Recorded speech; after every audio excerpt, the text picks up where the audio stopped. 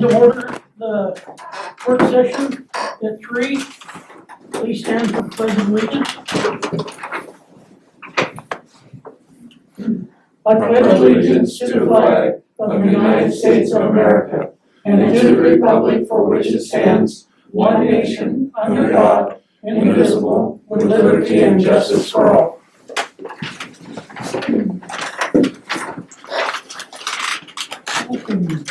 Do I have a motion to adopt the agenda? I'll make a motion to adopt the agenda. I'll second. Motion made and second, those in favor? Aye. Okay, move on down to new business, agenda from LCP update. Okay, so I had a couple of handouts for you. One was just a brief little written update about what's been going on since April. And the other is a financial transaction that shows how we're drawing down the funds that you generously gave us in our grant. Does anybody have any questions about that part? The grant part? We do understand and know that we are to have those funds expended by the end of October. However, I did speak with Michelle about the possibility of doing an extension until the end of December because we didn't get started until February. And we may be hard pressed to spend all those funds until the end of December, yeah. And then we can do a final report in the first part of January of 21 if that would work for you all. And I don't know if we need to do anything formal about that, but I just wanted to bring that up. I think technically, because there's a grant contract, we probably need to do an addendum to it, get it probably the next council meeting, get it on the end of it, just do the extension, and because we've already done it for one of our grant applicants because of COVID already, so Right, and that's, if you will submit a written request, we can do that. and then we can just do a simple addendum and amendment Okay. to get that. Okay, that sounds great. Okay, so then the next portion, of course, is just to give you an update and allow you, I'm sorry, Sandy, did you ask? No, I was just trying to get settled. Okay, I understand that. I just wanted to give you a brief, well, however long update you want to have, and ask questions. The report that I provided to you, the first page is pretty much just a recap of the last report, just so that I know as time goes on, we forget, how things get started and how they work, so I just included that. But since the last report, the downtown partners, I wanted to bring you up to date with that because there's some important things that have happened with our work there. And the primary things that have happened in early July, the consultant that we chose from Bridge Economic Development Consulting in Portland, Alyssa Pischke, was here and did a meeting with the downtown partners, or as many members as could be. It was very well attended, and I don't know if any of you were there or not. I can't remember now. I was there on, I believe, the first meeting. Right. Anyway, what we did was we went over the work agreement or the scope of work that Alyssa had presented to us that we agreed to go with them for, and looked at it and sort of gave her an opportunity to explain a little bit more about her scope of work and have the downtown partners ask questions. I think we had like 13 or 14 people there. It was the representation was good. There were a lot of business owners and there were some interested community members. I felt like it was an active and lively discussion. One of the things that came out of that was a little bit out of the ordinary from what we had been discussing with our work that we were going to be doing with Alyssa is the concept, and I think I've talked to you a little bit about this before, a business improvement district, which is like urban renewal, but we don't really call it, we're not calling it urban renewal in Lakeview because just the connotation of urban really doesn't fit us very well. And it basically is the same concept. We don't know a lot about what it would mean in Lakeview, so that was a topic of discussion with Alyssa. And she, at that point in time, said, you know, maybe it would be a good idea to look at having an analysis, a business improvement district analysis done. She knows a consultant in Portland. The name of the company is Tiberius Solutions. So we requested a scope of work from them to see what they might come up with. And we just, it's interesting. We have about $4,500 that we've raised towards the total cost of the project, which is like $21,000. That's a lot more than our $4,500. But our concept was to be able to raise some things locally to show Ford Family Foundation that we have good intentions, and then go to them to ask for some funding. So we reached out to Tiberius, and they came back with a scope of work for us that the total cost of it is around $4,500. So we actually have that money in our pocket. It's $4,480. I just recently received this. I've been in conversations with them and with Alyssa to formulate this. I haven't taken it to the downtown partners yet for their analysis, but I wanted you to know that we're moving forward and we're doing some things that are really interesting, I think, for our community. So by the 1st of November, I'm hoping, we're going to have a downtown partners meeting so that they can take a look at this and digest it and see if they would like to go forward.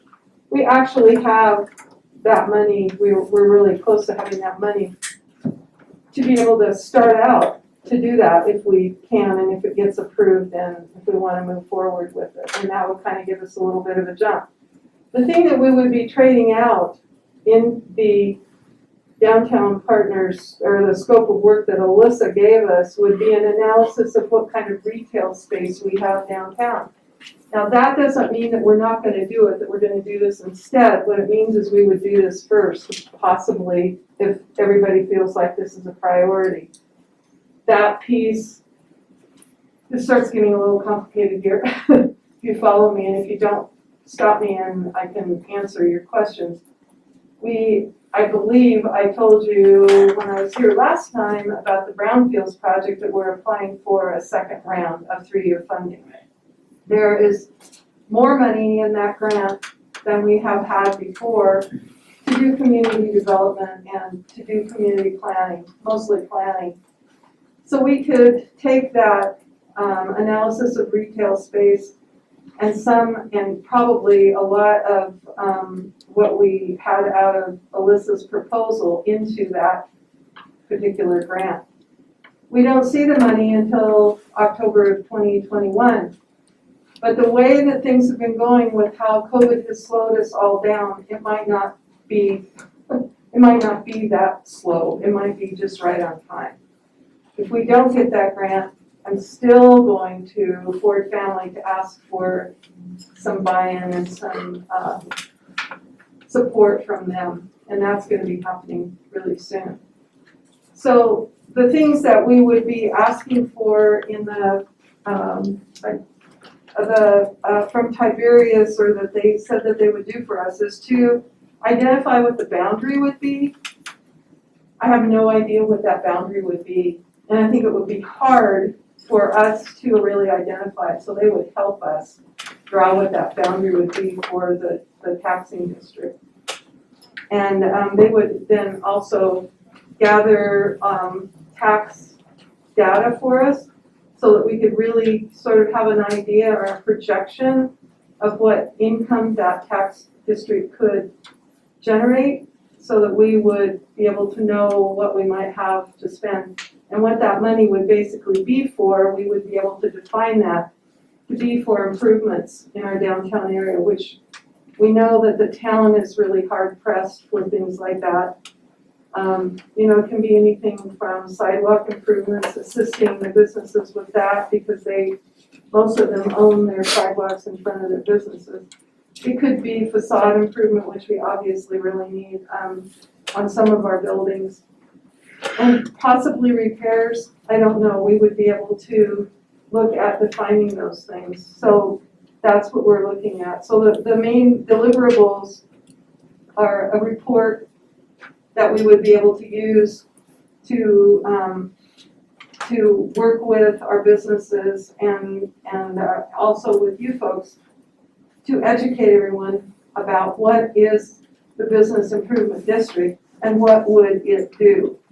And then basically a presentation that we could use for educational purposes for that. That's what we would end up with that.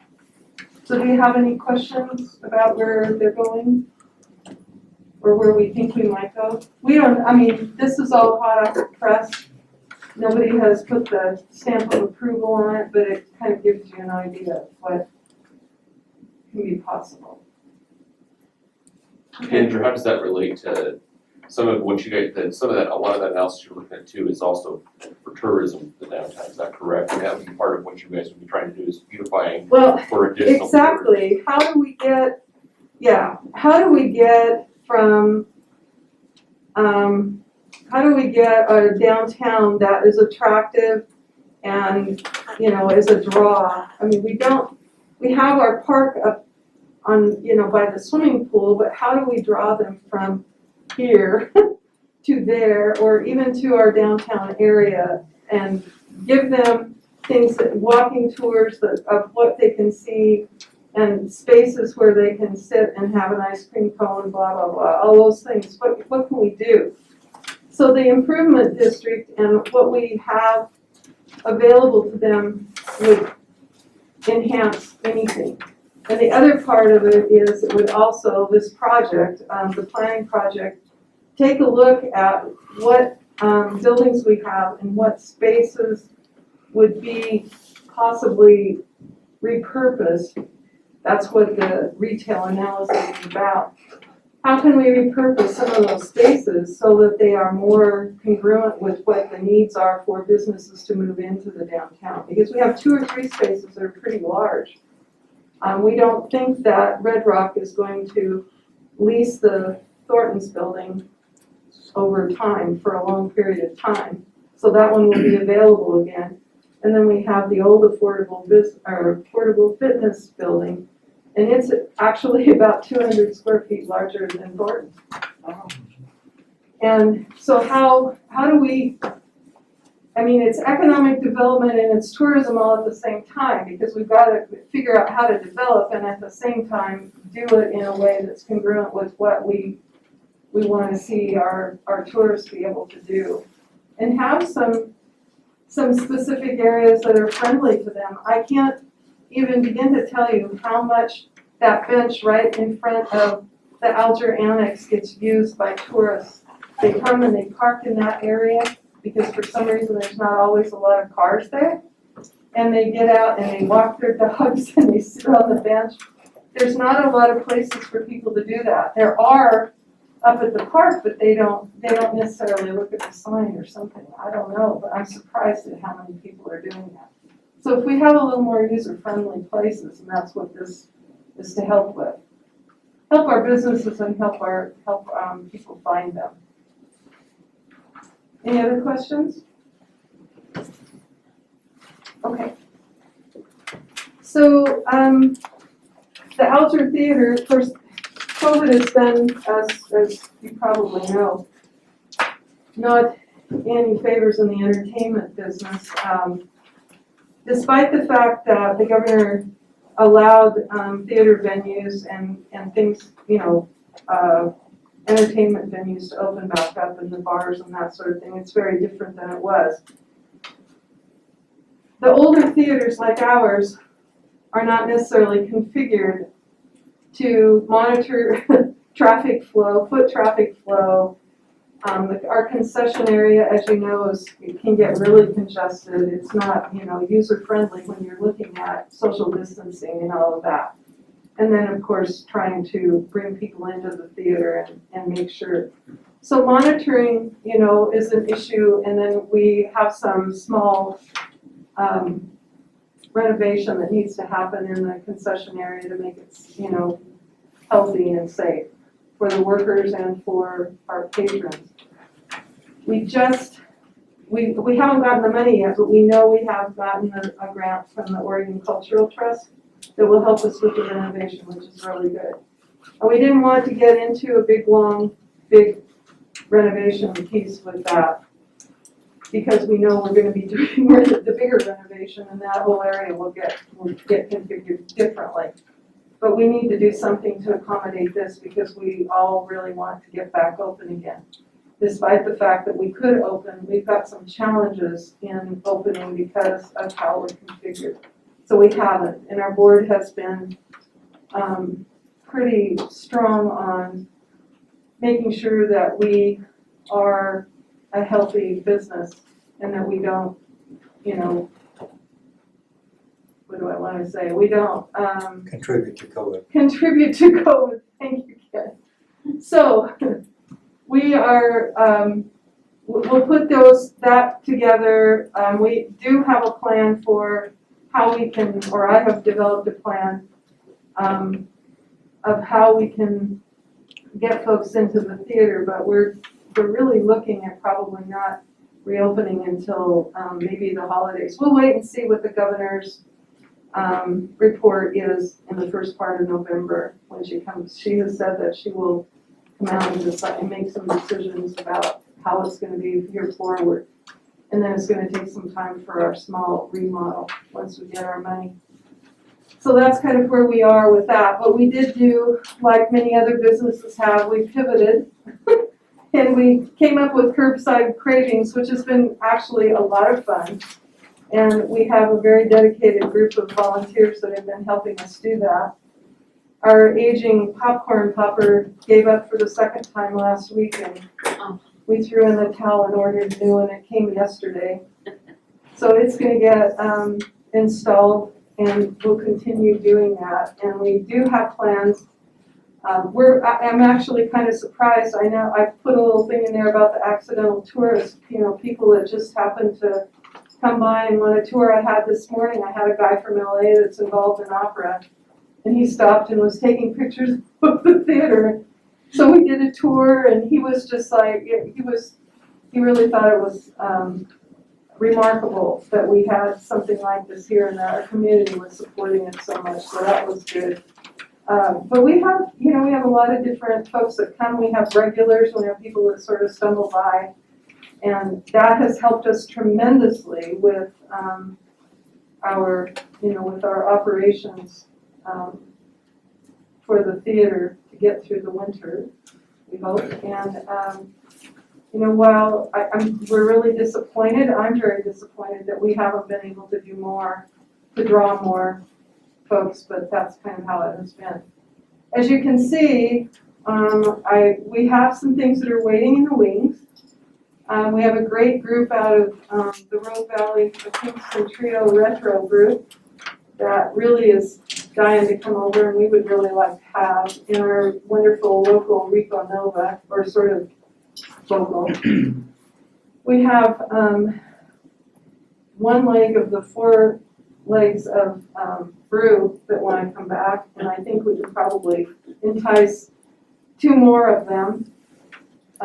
We've got some things that we want to do. There's a couple of things that are sort of in the can that I wasn't ready to tell you about because they're not solid. But as soon as we can open, we're going to be hitting the ground running, and we've got several, you know, things planned for the movies too. I mean, I know everybody is ready for it, so that's about all I've got. If anybody's got any more questions? On your curbside cravings, do you keep track of how many people? We do.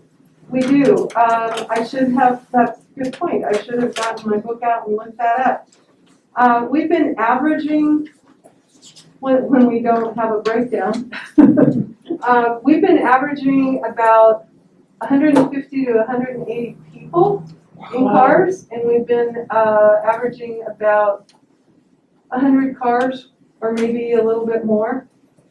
depending, our revenues have been, are usually between $700 and $900. Wow. And with a real steady, it's really interesting. It's anywhere between $118 and $125 of donations that people will give us a $5 bill for a $4 purchase and say, keep the change or something like that. So we've been doing well. We've been doing very well, and it's really helpful. I mean, that's gross. That's the gross. I mean, the net is probably, $200, $250 less than what I just said, but yeah, it's, we've done okay.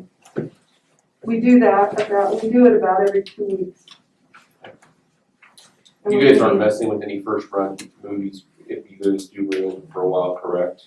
Say it again? You guys aren't gonna mess with any first run movies or anything like that when you guys reopen, correct, at this point, just with what's going on with the. Well, it would be really hard. Probably Kevin knows more. It's honestly, because we don't even have a digital projector, so, we can't even But show even first if we run. did, If, Yeah. movies are at least out on DVD or available even digitally, technically digitally, because we could probably download it, Yeah, that's something to consider. It really just comes to the licensing fee. yeah. A newer movie will cost more A to lot. license, unless it's Disney, then it's just, no matter what era it's from, it's expensive. Yeah, Disney's are about a minimum of 500. No matter how old. Yeah, so, And the first run digital downloads are 800, 900, maybe Wow. more. Or plus sometimes a take of whatever your ticket price is. So it really is pretty meager. we could in theory show a first run movie as long as it's available digitally, like some of them have gone digital. It's just a question of cost versus how much we would make. If we could find a sponsor to say do one of the big first runs that have gone digital to help cover the cost, I wouldn't say no automatically. The reason I'm asking is because obviously there's been some pretty significant in just regular movie theaters. Oh yeah, Regal Cinemas is completely shut down till after the first of the year just because of lack Right. of Yeah, folks, so. right. It's been an equalizing, leveling Right. for everybody. So I think that we are also conservative financially, fiscally, and health-wise. I think our organization is in general, so that has kind of slowed us down.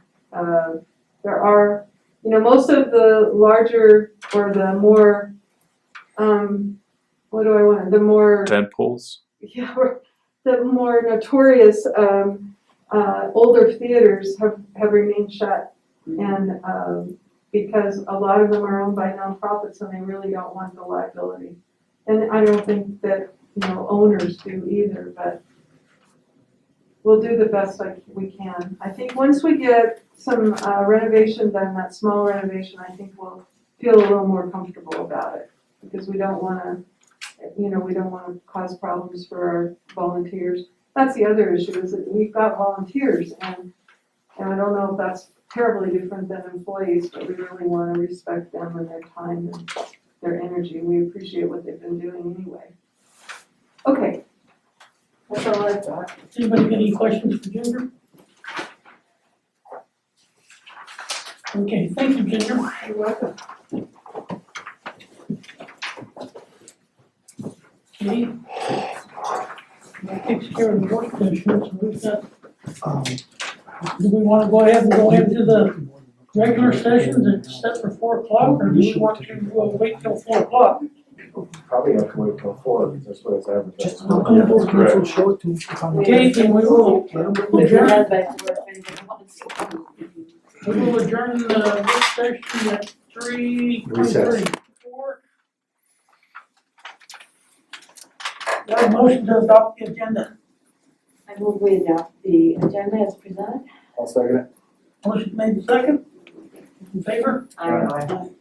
Okay, under old business, ordinance 827, adopting the comprehensive I plan. think it's 870, I think it's 872.